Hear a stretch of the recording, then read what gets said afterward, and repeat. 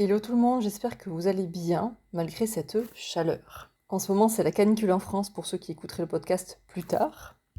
Du coup, ouais, dur de poster, dur de faire des podcasts et surtout dur de trouver du temps pour faire tout ça puisque, dans mon cas en tout cas, j'ai ma fille à la maison les après-midi. Je fais ce podcast avec un peu plus de retard que ce que j'aurais voulu, mais c'est pas grave, on s'adapte. Alors, dans cet épisode, je vais vous parler donc un peu plus en détail du générateur manifesteur en design humain, de ce type d'énergie que l'on peut porter et dont j'ai déjà parlé sur mon Insta dans un de mes derniers posts en carrousel. Donc juste petit rappel, le type d'énergie en design humain, il y en a 5 qui existent, donc 5 typologies de personnes, donc ça c'est l'énergie globale que l'on porte. Les générateurs dont j'ai déjà parlé et les générateurs manifesteurs font partie de 70% de la population, donc il y en a beaucoup. En fait, le générateur manifesteur, il a, on va dire, une grande partie du générateur, et il a une étincelle, comme on dit, du manifesteur. Il a une toute petite partie de lui. Ce qui fait que quand même, il ressemble beaucoup au générateur sur beaucoup d'aspects, mais il y a quand même des points où il va être différent assez fortement. Donc, générateur manifesteur, c'est mon type. C'est mon type d'énergie à moi. Pour aller plus vite, je dirais GM, parce que sinon je trouve ça très long à dire, et pour le générateur, je vais dire G. C'est marrant parce que du coup, des générateurs manifesteurs, des GM, donc, il y en a pas mal autour de moi. Donc je pense que c'est un type que je connais bien. Parce que, en fait, voilà, le design humain, ça pourrait ressembler, comme tout autre domaine de connaissance de soi, à beaucoup de théories. Mais en fait, c'est vraiment quelque chose qui se vit une fois qu'on sait, enfin, qu'on entend, qu'on comprend ce qu'on nous a dit sur notre type d'énergie et d'autres choses de notre design. Il suffit d'observer et en fait de constater, enfin, la plupart du temps, honnêtement, moi, c'est quasi tout le temps vrai, que ça se vérifie en fait dans la matière. Donc, pour en avoir pas mal autour de moi des GM, j'ai observé et je me rends compte qu'il y a beaucoup de choses qui sont assez vraies. Donc, comme le GM est quelqu'un qui a beaucoup d'énergie, mais qui semble en avoir encore plus. Et quelque part, c'est un peu le cas. Ou en tout cas, il va beaucoup plus, je dirais, la dépenser. Ça va être beaucoup plus visible chez lui que chez un G. Après, ça dépend des personnes aussi.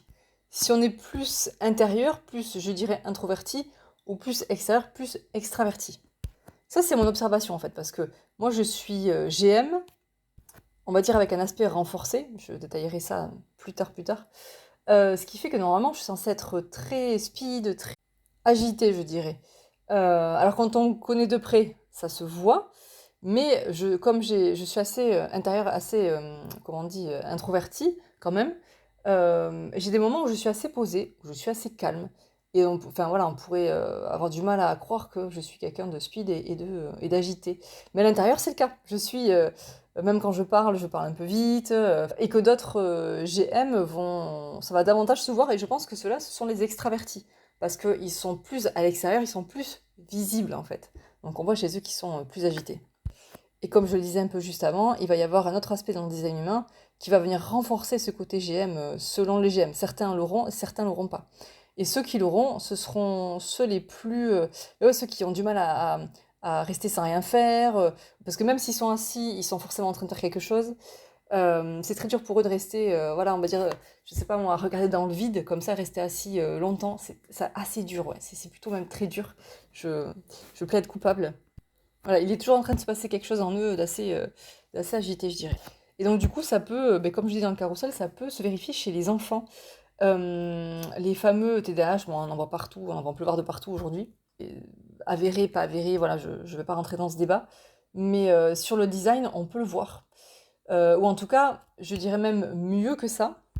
On peut comprendre, enfin, on peut enlever cette étiquette TDAH, en fait, quand on regarde le design, et on peut juste dire, en fait, que oui, avec ces aspects-là, mais c'est forcément un enfant qui va avoir beaucoup d'énergie, c'est forcément un enfant qui aura besoin de faire beaucoup de choses, de dépenser cette énergie, comme adulte, en fait. Mais voilà, l'enfant, quand il doit être assis à l'école toute la journée, ça va être compliqué. Donc, s'il a ça, enfin, si les GM, plus l'aspect qui renforce le GM, plus d'autres endroits dans son design où ça fuse en lui, etc. Mais effectivement, on peut derrière coller l'étiquette GM, en fait. GM, n'importe quoi, TDAH. Je me mélange les pinceaux. Et c'est là où j'aime encore plus le design humain, puisque ça permet aussi de sortir des étiquettes qui nous enferment, de sortir des étiquettes qui nous stigmatisent même, qui nous pointent du doigt, qui nous font nous sentir trop différents dans le mauvais sens, qui nous font nous sentir à part, marginaux, etc. Tout ça en négatif, hein. Parce parce qu'on peut l'être, mais en positif. Et ça permet je trouve, de s'apaiser beaucoup, de comprendre aussi notre fonctionnement énergétique vis-à-vis de nos particularités, en fait, avec lesquelles aujourd'hui on met des étiquettes et qui nous stigmatisent, nous mettre encore dans d'autres cases, en fait. Voilà, ça peut nous faire du bien de comprendre qu'on est différent.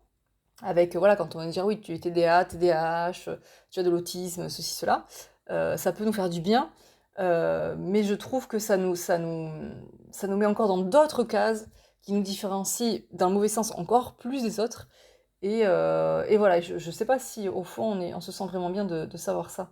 Et je trouve qu'avec le design humain, ça vient vraiment apaiser, parce que le design humain, il n'y a pas de jugement, il y a rien à réparer en fait. Voilà, c'est ça que je voulais dire.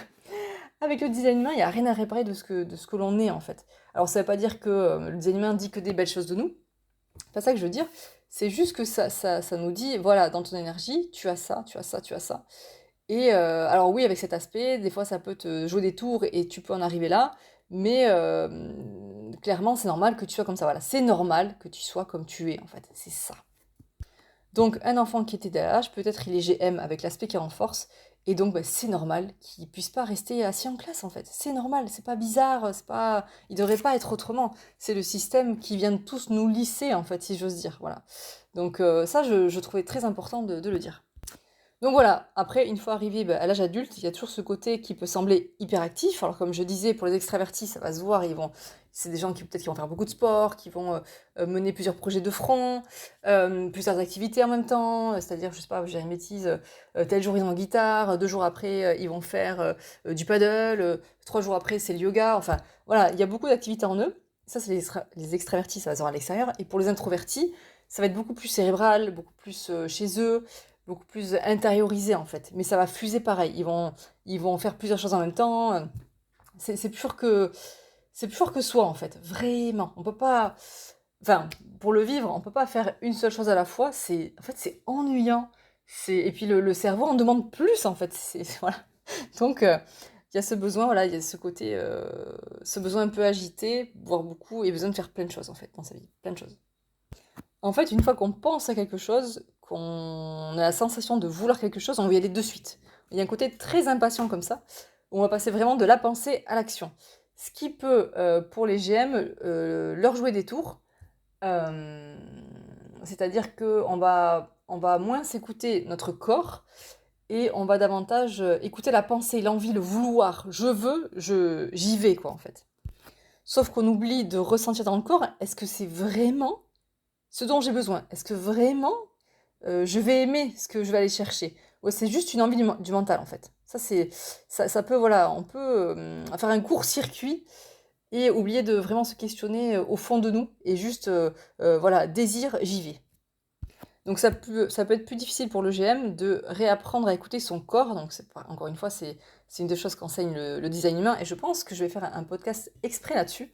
Parce que s'il y avait qu'une seule chose à retenir, et j'ai déjà dû le dire, c'est vraiment ça, c'est le retour au corps, aux réponses du corps pour 70% de la population. Parce que pour les autres types d'énergie, ça va être un peu différent. Mais ouais, les réponses du corps vont être tellement euh, comment dire, puissante. Et alors voilà, il faut s'y reconnecter, il faut s'observer encore une fois, parce que c'est plutôt un chuchotis. Et c'est vrai que je pense qu'on est très nombreux à aller des fois faire quelque chose très vite, parce qu'on le veut, on le veut. Et finalement, avec le recul, se dire, putain, je le savais. Ah, je le savais. Au fond, je le sentais. Et on s'est pas écouté, parce on avait ce désir d'aller vers cet objet, ce truc, cette situation, cette sensation, et on a oublié les conséquences, quoi. Et le corps, il va nous dire, il va nous prévenir quelque part, enfin, en nous faisant sentir si oui, je vais y aller, ou non, non, non, vraiment, je ne veux pas. Et c'est assez normal quand on commence vraiment à s'observer, on le ressent. Les générateurs légers le sentent beaucoup mieux que nous parce que ils sont moins speed en fait, ils sont un peu plus posés et ils sont beaucoup plus reliés à leur corps, à leur trip que les GM, en général, en général. Parce que eux fonctionnent par étapes, là où nous, on veut aller directement à notre désir. C'est presque une compulsion, je trouve. Donc les GM, pour ceux qui se connaissent, enfin qui connaissent leur type d'énergie, ou même d'ailleurs si vous ne connaissez pas votre type d'énergie, mais que vous vous reconnaissez là-dedans, n'hésitez pas à me dire, ça m'intéresse vraiment pour mes stats, comme je dis, j'aime bien savoir. En fait, voilà, là où les générateurs sont beaucoup plus posés, ont besoin d'avancer par étapes, et encore une fois, de toute façon, en général, c'est assez automatique, ou même pour les... Enfin, je l'ai donné un exemple dans le carrousel, là où, par exemple, les générateurs, ils vont lire un seul livre à la fois, ou même s'ils sont amateurs de jeux vidéo, ça va être un jeu par un jeu, et ils vont pas jouer à plusieurs jeux à la fois, enfin... Et surtout, même pour apprendre quelque chose, ils vont aller de A jusqu'à Z. Mais le GM, lui, il va être plus dispersé. Mais justement, comme il y a un désir, il va directement au désir. Donc pour un livre, par exemple, bon, en général, pour des romans, ils vont quand même lire dans l'ordre. Mais on peut facilement passer la préface. Par exemple, moi, je fais ça tout le temps. Je ne lis jamais la préface. J'ai pas envie. Je vais aller directement dans l'histoire, en fait. Je veux plonger dedans. Par exemple, quand je joue aux jeux vidéo, mais c'est il y a longtemps, je joue à plusieurs jeux à la fois. Des livres, j'en lis plusieurs à la fois. Des projets, je vous en parle pas. Enfin bon, voilà, c'est vraiment... je sais pas faire une seule chose à la fois, je sais pas faire les choses de façon linéaire. Ça m'ennuie de lire la préface, là, oh, c'est lourd, avant de rentrer dans le livre. Enfin, vraiment, je fonctionne comme ça, quoi. Donc, il y a un côté, voilà, qui peut paraître aussi très passionné par rapport à ça, parce qu'on est quand même pas mal, je trouve, impulsé par le désir en général, hein. Je suis pas en train de parler forcément de sexualité, mais voilà, on veut quelque chose, on veut savoir quelque chose, on veut obtenir quelque chose, on veut découvrir quelque chose, et bien on fonce direct vers ça, quoi, en fait. Et donc, comme je disais, donc le revers de la médaille, ça peut être effectivement qu'on s'écoute pas et qu'on a des choses qui sont pas forcément faites pour nous. Et selon les situations, que ce soit un travail ou par exemple une relation, ben, une fois qu'on est engagé dedans, ça peut être très dur d'en sortir parce que on s'est engagé, quoi, on s'est mis à balle dedans, toute l'énergie dedans. Donc faire machine arrière, ça peut être assez compliqué. Donc il y a ça. Et ensuite, ben, évidemment, ça peut nous disperser. Comment j'ai donné l'exemple de ma fille dans le carrousel où ben, depuis toujours, c'est une enfant qui commence un truc. Et puis, enfin, peut-être qu'il y a beaucoup d'enfants comme ça, mais en même temps, voilà, on est beaucoup de GM quand même sur Terre. Elle commence un truc, elle le laisse. Elle en commence un autre, elle le laisse. Non mais attends, je reviens dessus. Ouais, c'est ça, ouais. Elle commence un autre, elle le laisse. Et en fait, comme ça, on peut la suivre comme un petit pouce à la maison, c'est assez hallucinant. Et puis elle voit pas en fait, elle voit pas qu'elle a mis tout ce bazar, parce qu'elle est dans sa bulle, elle est dans son truc quoi. Donc c'est assez rigolo. Enfin, si on veut en tant que parent, quand il faut ranger derrière ou dire ouais tu ranges, c'est un peu moins rigolo, mais bon, voilà c'est comme ça. Et en fait de comprendre comment elle est, et bien ça m'aide aussi à moins m'arracher les cheveux en fait, de la voir agir en fait. Et donc en tant qu'adulte, ben, c'est la même. On peut s'éparpiller dans beaucoup trop de projets. On peut changer de système de travail aussi plein de fois. Mais oui, dans ce changement de système, en fait, on est des personnes qui font comme des mises à jour, en fait, assez régulièrement. Je sais pas comment expliquer. En fait, on est du genre à pivoter facilement. C'est-à-dire que dès qu'on a compris que ça ou ça nous plaît plus, hop, on passe à autre chose. Hop, hop. Et en fait, on n'arrête pas de... En fait, si on devait peut-être imaginer notre chemin, il est fait en zigzag, en fait. Là où même des fois, il y a des retours en arrière, il y a un zigzag vers l'arrière, et puis on repart vers l'avant. Que les G, ça va être plus linéaire. Alors peut-être qu'il y aura des petits zigzags, mais vite fait, quoi. Et le GM, comme il est un peu plus speed, et qu'il a besoin d'aller plus vite, et ben, il y a ce côté zigzag, mise à jour. Putain, là, je me suis plantée, c'est pas ça que je voulais faire. Je me suis pas écoutée, hop, je repars de l'autre côté. Finalement, j'ai compris, hop, mise à jour, prise de conscience, mise à jour. Voilà.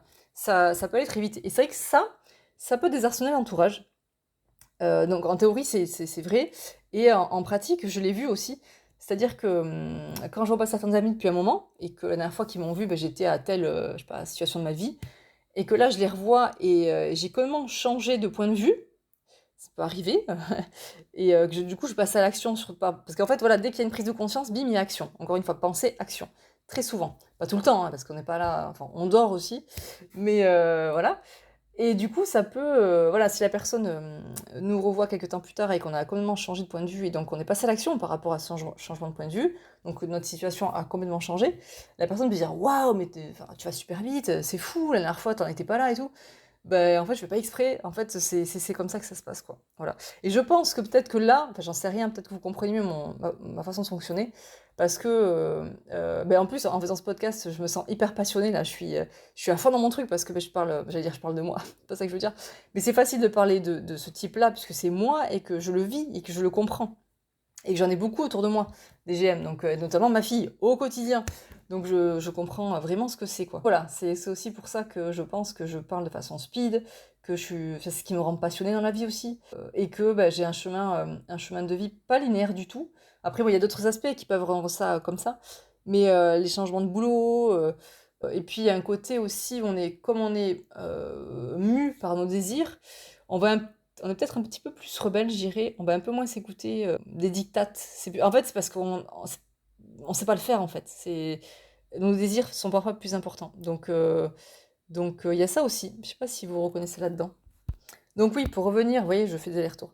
Pour revenir sur le côté, voilà, j'ai fait une mise à jour, je fais des changements et ça peut désarçonner l'entourage. Ça, c'est le côté manifesteur. En fait, le manifesteur, il peut agir tout seul. Il n'a pas besoin on va dire, de répondre à la vie comme le fait le G et le GM. Il a une autonomie totale. Parce que ce qui est intéressant pour le G et le GM, pour vraiment bien manifester dans leur vie, pour le coup, c'est de suivre un peu le courant de la vie, c'est de se laisser aller au flot de la vie et de pas être proactif tout le temps. Parce que d'être proactif tout le temps, au final, déjà de un, on s'écoute pas. Malgré ce qu'on croit, on s'écoute pas. Et en plus, on perd de vue les opportunités de la vie. Et en fait, répondre à la vie quand on est G ou GM pour bien manifester, c'est vraiment un grand pouvoir. Et c'est vraiment apprendre à voir les opportunités de la vie, apprendre à voir les signes de la vie, et d'aller vers ça en fonction, en fait, d'y aller ou de pas y aller. C'est-à-dire, oui, ça me donne envie, non, ça me donne pas envie. Et de se diriger comme ça. Et ça permet un grand lâcher-prise, l'air de rien, et de travailler sur le lâcher-prise, parce que quand on essaye de le faire et qu'on voit qu'on a de la résistance, on se dit, ah ouais, c'est chaud, en fait, de pas être dans le contrôle. Pareil, je plaide coupable.